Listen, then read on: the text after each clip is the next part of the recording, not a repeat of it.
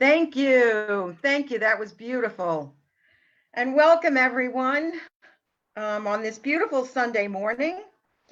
Um, we're continuing with our series, The Seven Paths to God, The Way of the Mystic. So far, we've looked at paths 1 to 4, which was the everyday mystic, the generosity of spirit, the passion to serve, and the way of the heart.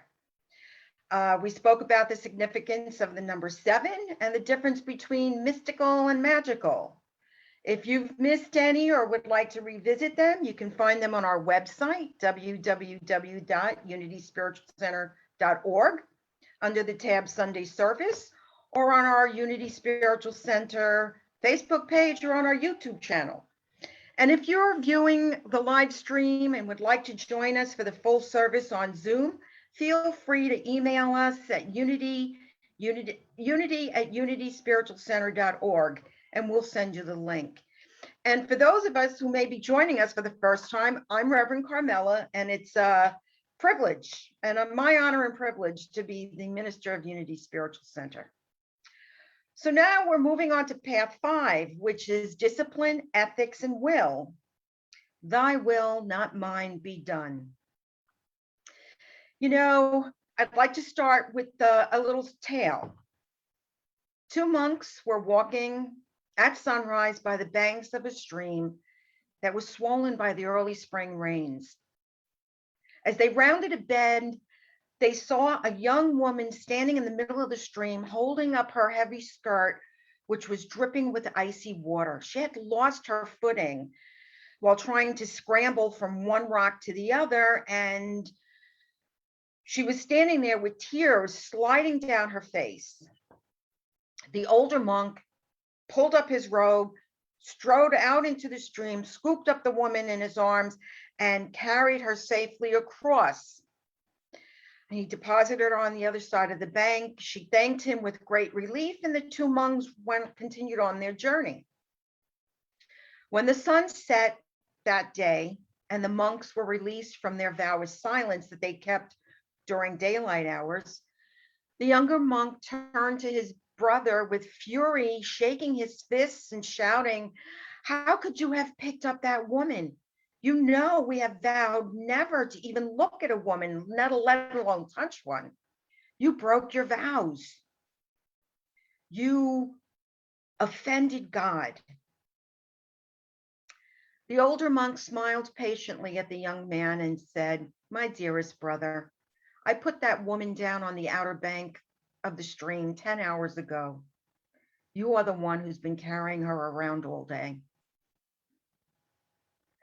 So what we see here is a moral dilemma.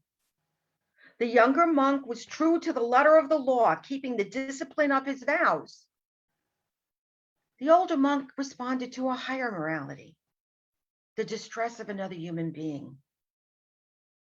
St. Paul referred to this as being beyond the law, transcending the law in order to serve a higher morality, a higher law, the law of love, which is the only option for any of us who truly see the divinity in all things. Here's an example. When, if ever, is war a moral act for someone who truly believes in the commandment, "Thou shalt not kill"? Mildred Lister Norman, known as the Peace Pilgrim, walked the United States 17 times, carrying nothing but a toothbrush and a comb to speak to large audiences about peace. There's an old saying, there are no atheists in foxholes. But she also said that there should be no Christians in foxholes either, nor Jews or Buddhists or Muslims or any other person whose religious beliefs forbid killing. The term holy war is an oxymoron. When, if ever, is war or killing another person justified?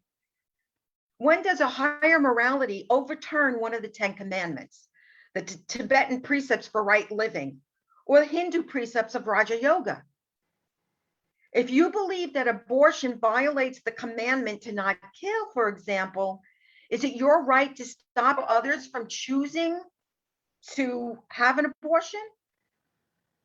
Most of us would agree that bombing abortion clinics in the name of God is a severely misguided act. They forget or ignore the most important commandment, which is to love God and love your neighbor as yourself. So the Path 5 mystic walks a fine line to distinguish the difference between human will and divine will. Path 5 mystics need discipline and deep self-awareness. If a person has unhealed wounds, they may look for the support and approval of others to feel good about themselves. The danger here is that they may join a group and follow the rules so that they're guaranteed love and acceptance by the rest of that group. They turn their will and their judgment over to that group to feel safe. To walk the fifth path comfortably, a person needs to be secure in themselves and have the capacity to avoid black and white thinking. We know the term that there's a gray area in between that black and white. Now, all religions have codes of ethics, such as the Ten Commandments. These codes serve two functions. They guide us in living harmoniously by prohibiting acts such as murder, theft, slander, greed, and by promoting positive behaviors such as charity, kindness, and honoring each other, the divinity in each other. The second is they help the individual develop willpower. Will is one of the 12 powers, and we can use will to align ourselves with divinity or align ourselves with our ego self. When will is used or focused through discipline and ethics, we learn to use the power of will to co-create with God. When we use the power of will to serve only our ego, there is no authenticity in that. There's only the ego. Most people would agree that honoring the Ten Commandments, the Buddhist precepts for living, or other code of ethics is a good idea. But the Path 5 mystic sees them as more than a good idea. They are the most important pursuit in their life. In the Hindu tradition, Amhinsa, or harmlessness, is a basic commandment. So if you take a vow not to harm any living creature, that means you develop the discipline to be a vegetarian. A commitment to harmlessness also extends to your personal self and your environment. So that means no alcohol, drugs, tobacco, and you would only eat organic because pesticides harm the soil. This takes discipline, will, and intention. Now, not everyone is suited or chooses to follow that path. It's not an easy path. Again, it takes discipline, will, and intention. We can compare will to a car engine. Until the engine is turned on, the car is not going to go anywhere. Once we ignite will and focus our energy, we need intention. Intention is like the steering wheel on the car, forming the direction in which we will move. Intention works like a magnifying glass that catches the sun's rays, focuses them onto a beam so powerful enough that it starts a fire. So will with intention, aligned with God, creates. And we want to create, co-create with God. When will and intention are developed and used for right living, tremendous power results. Great acts of compassion, creativity, healing, and service can be accomplished through the path of spiritual discipline. Jesus was one of the best known Path 5 mystics. He was true to divinity and his moral beliefs in every way. He avoided egocentric behaviors because all of his teachings were based on kindness and love. St. Paul is another great example of a Path 5 mystic that went from fulfilling his personal or egocentric will to aligning himself with divinity. He was self-righteously on his way to kill Christians, and he had a conversion experience and healing by Jesus. He sums up the need for love and compassion in his letter to the Corinthians. Paul defined love as patient and kind, never rude, boastful, or arrogant. It doesn't insist on its own way, nor is it resentful or angry. He also pointed out that love is perfect and never ends. He said, when I was a child, I spoke like a child. I thought like a child. I reasoned like a child. When I became a man, I gave up childish things. The Path 5 mystic is a grown-up who knows that love is the foundation on which discipline stands, and that any act or belief that is unloving has to do with human will, not divine will. Now, as with the other paths, there are 7 suggestions for the Path 5 mystic. The first is reflect on love. When you're feeling zealous or righteous about anything, reflect on what you're aligning with. Are you aligning with spirit or ego?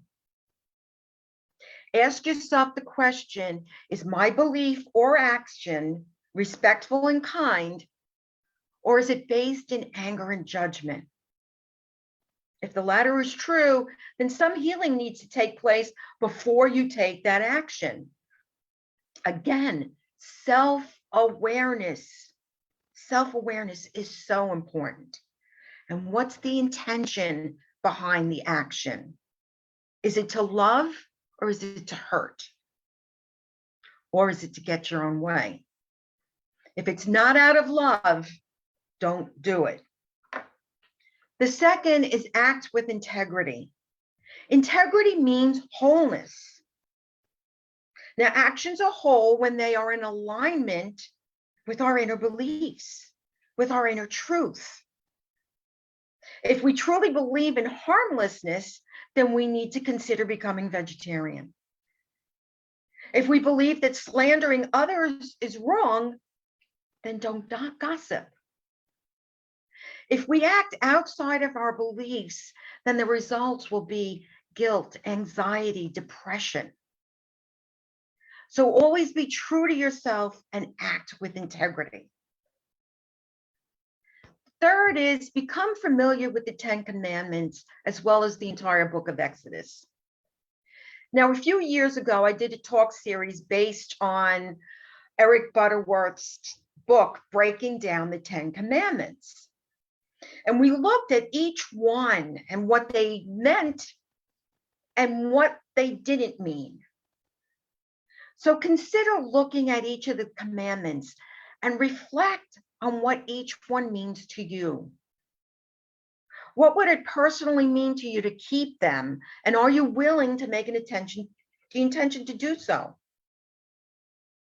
Also, the book of Exodus describes a specific code of justice, which is well worth the read. So I invite you, look at the 10 Commandments. And if you move to, read the entire book of Exodus. The fourth is study the precepts of a religion with which you are not familiar. Now, those of you who have been here since I started, remember that we had Interfaith Sundays.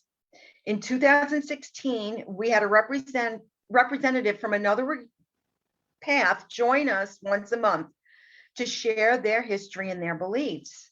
It was wonderful getting to know not only the individual who presented, but the beliefs and the practices of that particular faith. When I was in the seminary to become ordained as an interfaith minister, we had a saying, never instead of, in addition to. That meant we honored our beliefs but learned and honored the beliefs of others and the teaching of other groups. So I invite you, learn about what other people believe, what their practices are. And one thing that I loved about being in the new seminary was looking at the similarities, not the differences, because we are all one. The fifth is, do not judge other people's path or lack of a path. You know, when we're enthused and zealous about a path that we've chosen that's right for us, our excitement can easily develop into believing that this is the right way or the only way. I'm sure we've all experienced that, maybe not with ourselves, but with others, pushing or trying to push their beliefs upon us. Remember, there are many paths to the same result. And the result is realizing God, realizing our divinity, realizing oneness. Respect your path and the paths of others, regardless of how similar or how different they may be. And don't proselytize. It's a turnoff. The best way to express your beliefs is to live them. Be a living example of kindness, of love, of generosity, of compassion. The sixth is, when you're wrong, promptly admit it. Now, those of us in a 12-step program are very familiar with this. It's the 10th step. Again, this is about self-awareness and owning our errors. If we're angry and we snap at someone, own it and apologize. Be scrupulously aware of our actions and words. And if what we said or did caused harm, we can right that wrong by admitting it and sharing that with the other person. You know, it becomes a way of life that we catch ourselves right when we're doing it and we can stop.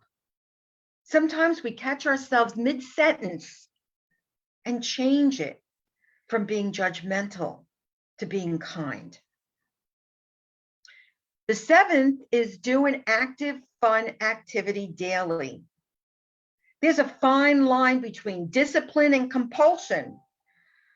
So remember to let go of rigidity and allow yourself on a regular basis to do something that's fun, do something that's active, do something that allows yourself to move your body.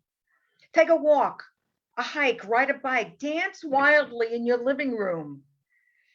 Or you can do something simple like playing a game or watching the stars at night. Do something that will get you out of your head and into your body. After all, joy is a wonderful expression of love. And it's catchy. When you're joyful, other people get it and it extends. So remember, we have a choice to align our will with the ego self or align our will with the divine. It takes discipline, not rigidity, discipline. And when we align with the divine, we live a life of integrity and authenticity. And we live by a higher moral code that recognizes that there is only one. So I invite you now to allow yourselves to relax in your seats as we move into meditation. I invite you to place your feet firmly on the floor, remove anything that may be on your lap, and just allow yourself to get comfortable. Let go of anything that may be restricting. So move your shoulders, do what you need to relax and release any tension that may be held in your body. So with each breath you take, you become more and more relaxed. With each inhalation, we feel ourselves vitalized, revitalized. And with every exhalation, we feel ourselves relax and let go. We let go of any restrictions or any tensions that may be held in the physical body, and we allow ourselves to just breathe.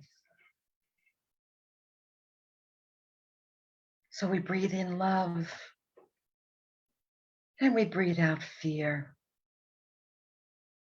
We breathe in peace, and we breathe out tension. We breathe in joy, and we breathe out confusion. And we breathe at a comfortable pace for us. Peace. Peace is my true nature. Peace is mine. Peace is an underlying sense that all is well. I align my mind and heart in God, in oneness, the source of peace. Peace is my true nature. Centered in divine wisdom, I trust my inner knowing. Wisdom is that sense of direction arising from within. Every question, concern, and challenge is resolved in the light of wisdom. My ability to judge, discern, and intuit aligned with the Christ, aligned with divinity. I speak words of wisdom, and I live in peace. With peace and wisdom, I celebrate this ever-flowing vitality in my body and in my life. Life is the animating principle and force from which every divine idea springs. I celebrate God life, free-flowing, revitalizing my body and my life. I am whole. I am wise, and I live in peace.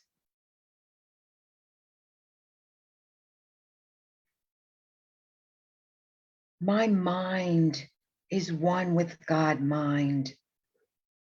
And I know with God, all things are possible. So I put God first in my life. I focus my mind and my heart on divine mind. My life is in perfect order, and I allow my good to unfold. Centered in Christ consciousness, I am the light of the world. The illuminating light of God is within me. This light reveals greater and greater the truth and the reality of oneness. There is no other. There is only one. And in this knowledge and in this awareness, I know that God is my source, my inner resource. And I live a life of peace, wisdom, and love, knowing all is in divine order. And now I allow myself to move deeper and deeper into the silence, and I just listen.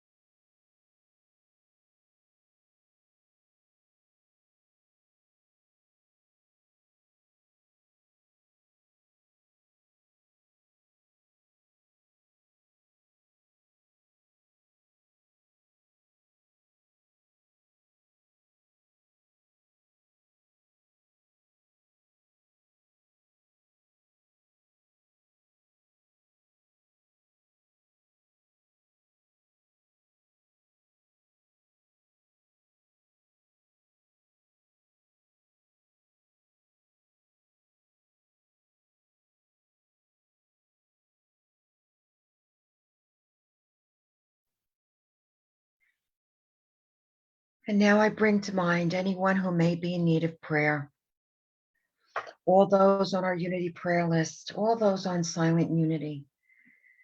And we extend this prayer to the wider circle of the world. We affirm that there is one presence and one power within each of us that will see us through any difficulty that we may be experiencing. We know that this power and this presence is available to all, anytime. And any condition that we are experiencing in the world is temporary. So we're grateful, so grateful for this knowledge, so grateful. And I invite each of you, if there is a prayer, if there is someone that or an intention that you need prayed for, I invite you to put it in our chat box after the meditation. And if you're watching us online, just put it in the message center and the live stream. And we'll hold these in prayer for 30 days. So now I invite you to bring your consciousness back into your body, back into the room where you are. And when you're ready, you can open your eyes.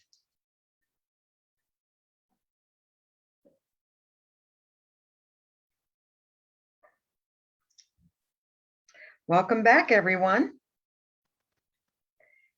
And this is the time in our service where we have the opportunity to give. So I invite you to take your gifts in your hand. Let me expand this. Okay. I invite you to take your gifts and hold them in your hands, or just visualize whatever method you choose to give. We're so grateful for the awareness that as we give, we receive. We're so grateful for the awareness that all that we extend is an expression of love. So we extend this from our heart, knowing that as we give, we receive. We affirm that God is our source, consciousness is our supply, and we're so grateful for the ability to give and to receive. We open our hearts and minds and our arms to receive all the good that is ours. And I invite you to bless these gifts with me. And with your mics muted, divine love as me blesses and multiplies all that I choose to give and all that I am open to receive, and I am grateful. Okay. And our closing song